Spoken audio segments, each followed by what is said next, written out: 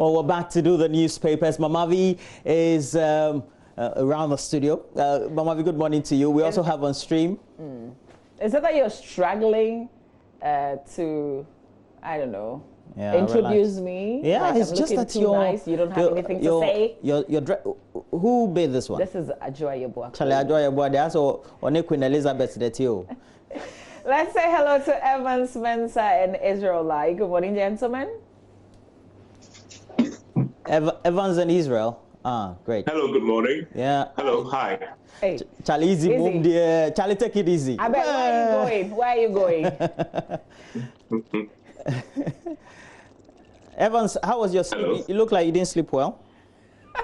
Oh, you have to remember that I have a late evening show that ends at 10 p.m. and I live in Timbuktu. Timbuktu, if you want to. Are you one of those if you know what I mean? So are you one of those people who live in the eastern region? Like, you know, the next century. So yeah, I mean, it's just what it is. Are you one of those people who live in the eastern region? Oh yeah, I definitely live outside of Accra. Yeah, definitely. Israel, you look good. You look like Thank you. You did some makeup. You didn't hear what I said, but I was asking, are you just dressed for the show or you're going somewhere after? Because you're supposed to be working from home. The last time I checked. I think I'm dressed for the show. Well, but you're seeing what you can see. What you can't see, you can't see. Yeah, definitely. But you... Okay, make sure your cameras are positioned well, okay? We don't want to see what we can't see. Yeah. Okay, guys, let's do the newspapers. I have two of the papers, the Daily Graphic, the Daily Statesman. Roland, what do you have? Well, I do have the Daily Guide newspaper. Okay. And then, Evans, which paper are you doing? So I see the Finder, which is an interesting one, the Finder, and also the Daily Dispatch. Okay. And then Israel? Okay, so I'm looking at the Finder myself. And who's doing the Ghanaian Times? One of you has to do the Ghanaian Times. Okay, we'll sort that out. But let me start with the Daily Graphic newspaper whilst we Israel sort that will out. do that. On the front page of the Daily Graphic, vetting of Supreme Court nominees. Committee refers Honyanuga to plenary, approves Amadu. And it was rather interesting, maybe that's my choice of word, yesterday, with the judge appearing before the vetting committee and the minority walking out at some point. We'll come back and discuss details of this particular one. Very interesting how it played out in Parliament yesterday. Faith-based organizations laud government for extending ban on public gatherings. Also a story in the paper on the front page, Mr. Jeffrey A. Newton, online team member, delivering a Mother's Day package to Miss Adelaide Otu at her home at Awoshi and Accra. And a lot of us forgot that it was Mother's Day on Sunday. In the center spread of the paper on COVID-19, the fund has realized some 44.9 million Ghana cedis. Details there. Dagmon Forum donates to hospitals and palaces, and Pioneer Food Cannery resumes operations after shutdown. All right, on the back page of the graphic, NGO refurbishes VIP ward at Accra Psychiatric Hospital. Senior London Beach project taking shape. Also an update on the back page of the Daily Graphic. All right, who's going next after the graphic? So let's do the Dispatch. Okay. The Dispatch is EC sets record straight, and this, it says 2020 elections will use a new voters register. That controversy is still raging. And the Finder says TUC pump 18 billion into the economy. That's a very interesting one that the TUC is also demanded that the TUC is making as well. All right, I'll take the Ghanaian Times then. The Ghanaian Times has it. Public social gathering defiance will deal with lawbreakers. That's the president. And then COVID-19 impact on businesses, jobs, inject 18 billion cedis to revamp the economy. That's according to the TUC. Dr. Anthony Abbas' photos on the front page. And then Ghana's confirmed COVID-19 cases now 4,700, 494 recover. and 22 die. And one more, judiciary must protect rights of citizens, Justice Tanko Amadou. Well, so let's do the Daily Guide. The Daily Guide has on the front page, we will compile new register. EC assures again, quell from or related to that story on the front page of the Daily Dispatch. Also, we do have up there ex-NCA. We're talking about the National Communication Authority Board members' judgment today. We also do know that leading court correspondent Joseph Akable will be there bringing to us the latest updates on that related matter. On the side, though, we have a story with an attached picture of one Kwame Bafo Abronye DC. Mahama dodges Mills' death. Abronye fires. And we have Judge sorry for Nana comments. More controversy from them, talking about where now that final approval will have to be sought. It's before the plenary. Very interesting. Well, we have Auditor General also, Auditor General contempt ruling expected today. So the more of court outcomes we should expect by the end of the news day. Promises to be exciting. All right. Let's do the Daily Statesman. That's my last paper. The Daily Statesman on the front page. Sunyain residents get nose mask for free. Your conduct is troubling. EC charges at minority leader over false claims. And deal with recalcitrant citizens in COVID-19 fight. President tells police. All right, Roland. Well, so I'm basically done. Okay. Which issues would you want to look at, Evans and Israel? I wanted to, before the gentlemen come in, I wanted to talk a bit about Justice Honyanuga, who is a Supreme Court nominee who appeared before the vetting yesterday. And it turned a bit dramatic with some statements that he had apparently made in his capacity as a chief. Resulting in the fact that the committee referred his approval to the plenary, something that is rare. I'm not sure where you guys want to pick on with this particular story. Well, I find it quite interesting, eventually what he had to say. He said, well, I was asked to speak on behalf of my people. And so if I'm speaking on behalf of my people, I can't express my own opinion. Essentially, it's not my personal view, or I wasn't saying that as me. And well, yeah, you can say it's a convenient excuse, but then I think it is what it is, really. Okay. I mean, I see the Daily Graphic. I guess it tells a story. So the Daily Graphic reports that the committee, there's unanimity at the committee level when it comes to the approval of Amadou. And you clearly get impression, and in fact, it's confirmed that when it comes to Justice Honyanuga, there is a split. And so the committee didn't come to that consensus and then has forwarded his approval to the plenary. That tells you that this drama isn't over. Yesterday, we saw the minority walk out, and it's going to go to the main house for debate. That is going to be even more dramatic, I guess. But I guess he did the honorable thing. I mean, he apologized towards the end. And he says, I listened to that bit of the audio where he says, if people took political offense to what I said, then I'm sorry.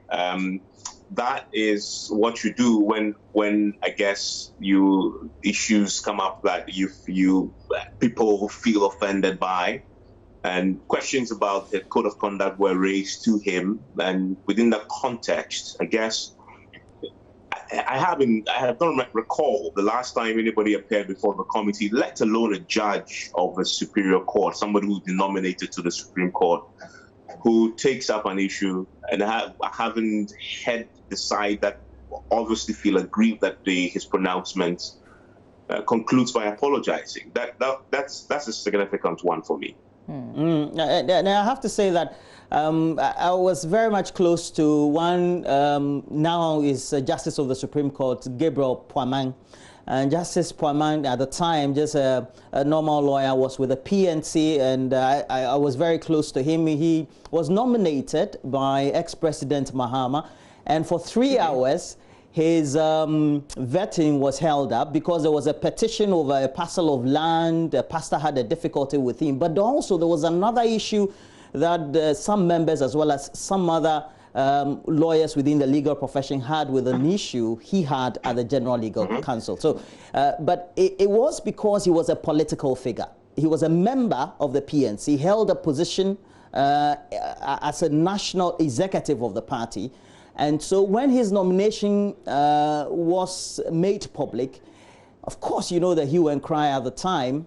And it also brings to question if somebody is a politically exposed person or makes a speech in this regard. We're talking about Justice Honyanuga. What do we do? And if subsequently they've been nominated to a higher position on the bench, should we take it that on the other side of life, they're just doing the actions and their work, and then in another space, they could be recused of any comments they make in that space? I was also thinking about the comments in relation to if a chief, take every other thing surrounding him and just take him as a chief, if the comments that he made would have also gotten some criticism in itself. But we'll see how that plays out as it goes to the main plenary on this particular subject. Any other story that anybody wants to pick on? Well, the Daily Guide story, I see it on many of the front pages, a statement that was issued by the Electoral Commission yesterday, and they're taking on the minority leader, but in that we seem to have an issue with sound there. Israel, you can hear us? Yes, I can hear you. Okay. I can hear you good. Yeah. So Evans was going on the Electoral Commission. Sorry, Roland. Okay, Israel. Okay, Evans, you're back. Yes, I'm back. You can hear me all right? Very well. Very well. Okay, great. So I was just making that point about the EC confirming again that you're going to do the voters register. They were taking on comments that had been made by Harun Edrisu that challenged the EC's some claim that the EC had made. One of the things I saw in the statement was the fact that the EC had been giving PPEs, etc., whilst other I guess frontline health workers didn't have enough. And they disputed that claim that they had not been given any PPEs whatsoever, and that they were going to go ahead. It appears to me that this voters register thing would not, that's the controversy until it is actually done and the EC starts the process. I guess even that won't stop it, because we all know when voters register is being compiled at such a sensitive time. I mean, I really don't envy the Electoral Commission, really, because says that ending of May, we will have to review the restricted.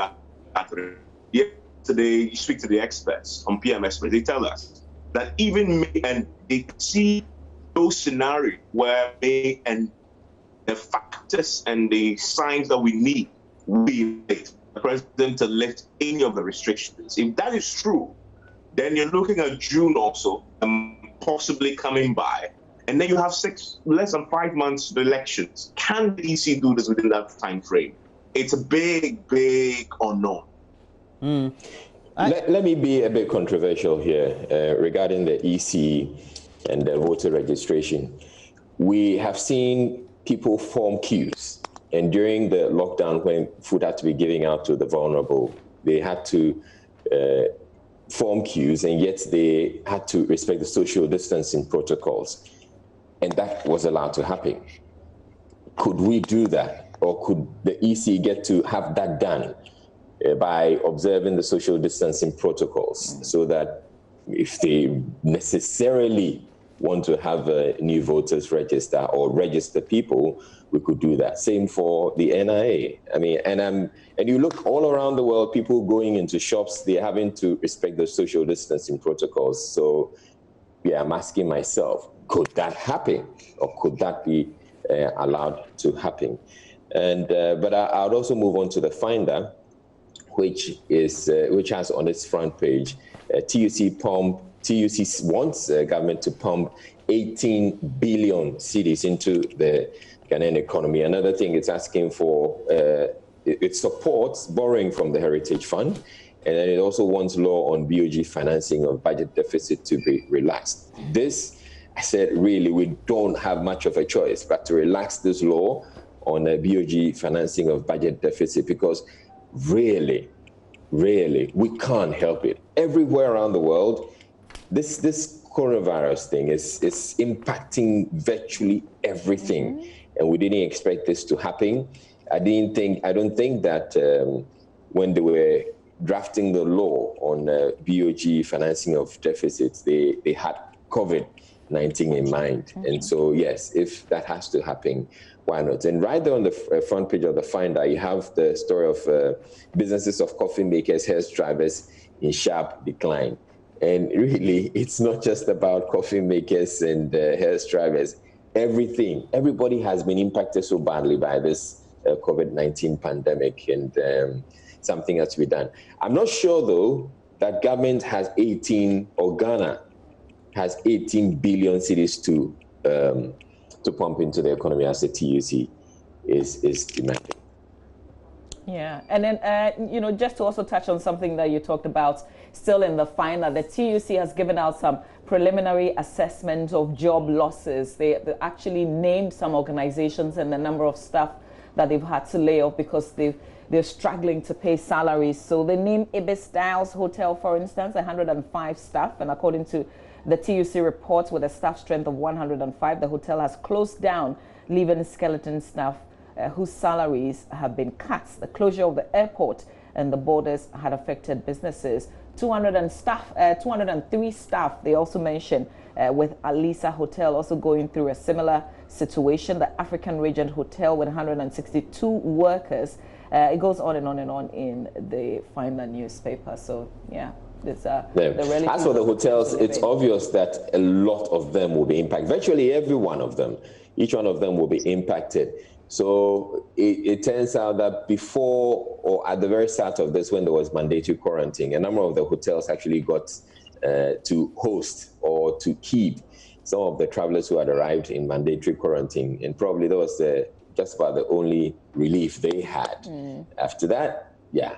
Nobody's visiting a hotel now. True. I mean, who wants to visit a hotel? Well, I guess ultimately we all have to put all these related issues into perspective. And I do agree with you, Israel, that do we have money just we can plug out of any hole, or whether it's the stabilization fund or the heritage fund or wherever we want to find it, and say that we want to straight away invest this into the economy. Already we do know that government has invested 600 million. Of course, we need to know the criteria, how they are going to share this, and to which levels of businesses. Because all around the world, look, everybody is reeling under this. 30 million people losing their jobs in the States, and more people losing their jobs in Europe, will ultimately come to a decision that has to be made.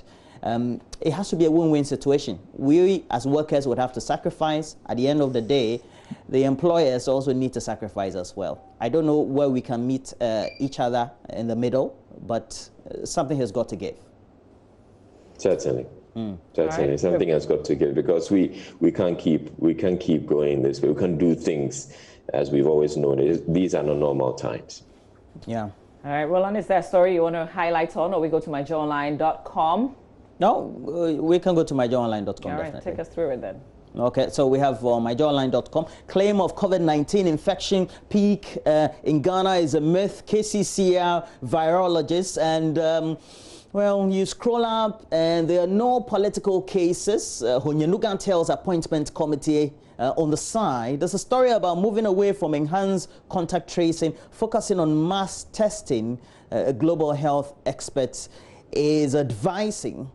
And then we have other related stories. We haven't received any PPs, and all related to the controversy, as again started by the minority and a subsequent reaction by the Electoral Commission. And then the 100-bed infectious disease facility is expected to meet ISO accreditation. Noguchi virologist, we're talking about what is taking place with the private sector COVID funding team, building that the Ghana East Health Facility. But what, Evans, I think this one makes interesting reading.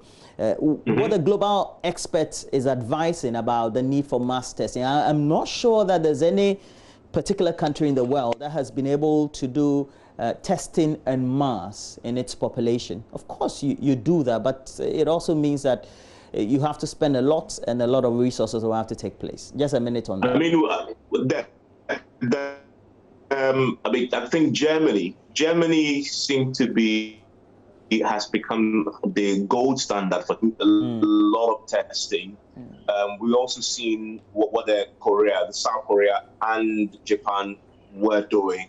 I mean, it just boils down to how much resources you have. Because really, in Ghana, we learned not too long ago that it costs the government $100 to do one test. $100 to do one test. In the UK, private citizens are paying £350 for a test. So that is quite a lot of money, and I don't think a country like Ghana can afford it. All right, in my case, I'm looking at it. Yes, it may cost probably $100 to do a test, but looking at the way we go about it, which is the pooling of the test or the samples, I'm wondering if it's going to cost the same. So if we found pooling as a method or as a way of doing these tests a lot faster, I can imagine, or I'm expecting that it will cost us a lot cheaper, and for which reason I support the mass testing. We can do a whole lot more regarding when it comes to testing. And indeed, we've done incredibly. We've done the last check. We had done like 160,000 tests. I think we can keep going. Okay, gentlemen, we have to run, but there's an update because we're talking COVID-19, the Ghana situation. There's a press briefing today. Real quick, what are you expecting? What are the questions on your mind that you're hoping this press conference will address? I'm hoping that the issue of the inconsistencies with backlog, no backlog is going to come up. And Mama V, you mentioned one story in the graphic. You didn't go into details, but Pioneer Food Cannery resuming operations. And people have been asking the question, we need to know a lot more about it. Pioneer Food Cannery is being allowed to reopen or resume operations. Is the place set up properly enough so that we don't have COVID-19 infections spreading any further? So you're asking this because of the revelation that a fish factory, got over 500 people infected? I think you should read the story a bit more. You probably should read that story. There probably is more to it than just the resuming operations. Okay, all right. Evans?